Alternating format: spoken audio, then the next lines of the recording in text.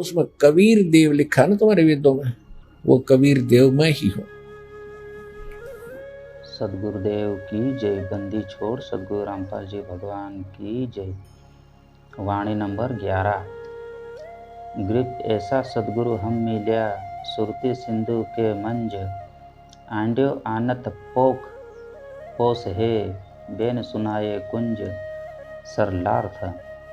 इस अमृत वाणी में एक कुंज पक्षी का उदाहरण देकर संत गरीबदास जी ने बताया है कि भगवान हम जीवों को कैसे पालता है। वह तो संख्यों किलोमीटर दूर सत्यलोक में रहता है। एक कुंज पक्षी होता है, वह इराक ईरान में रहता है।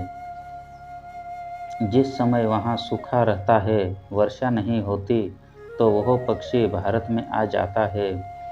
मादा कुंज अंडे पैदा करके आती है, हजारों किलोमीटर दूर भारत में आकर अपने हृदय से पुकार करती रहती है। कुंज पक्षी खाते पीते या उड़ते समय एक आवाज़ कुर्रल कुर्रल करती रहती है। वह अपने अंडे को ध्यान करके उनके पास अपनी अंतरात्मा की पुकार से उनका पोषण करती है।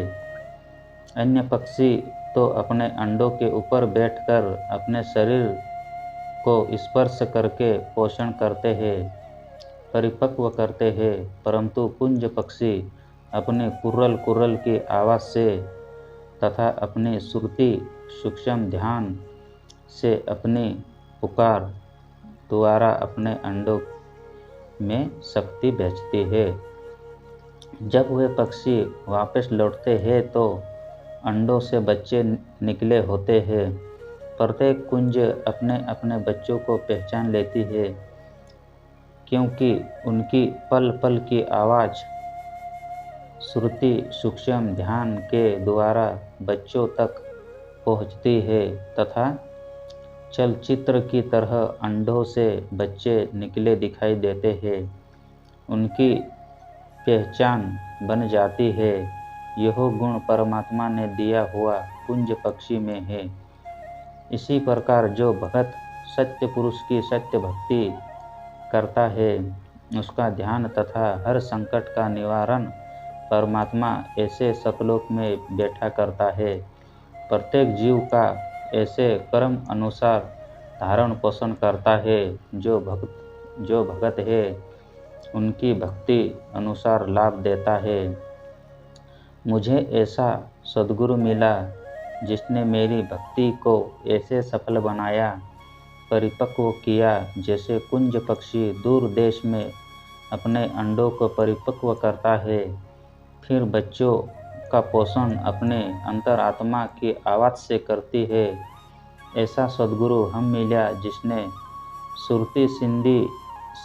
सुरती रूपी सिंध यानी सागर के मंज यानी मध्य में प्रकट होकर ऐसे मेरी भक्ति को पोषण किया, जिसे कुंज पक्षी अपने अंडों को पोषती है। अपने बच्चे उत्पन्न हो जाते हैं तो भी अपनी सुरती के साथ अपनी आवाज़ से उनको पोषती है। जब वापस जाती है तो अपने अपने बच्चों को पहचान लेती है। इसी प्रकार परमात्मा सद्गुरु रूप में आकर हमारे सत्य भक्ति का मंत्र देकर आत्मा में भक्ति का बीज डालकर अपनी शक्ति से सत्यलोक में बैठकर हमारी भक्ति को परिपक्व करता है। सद्गुरुदेव की जय। बंदी छोड़ सद्गुरु रामपाल जी भगवान की जय हो। सत साहिब।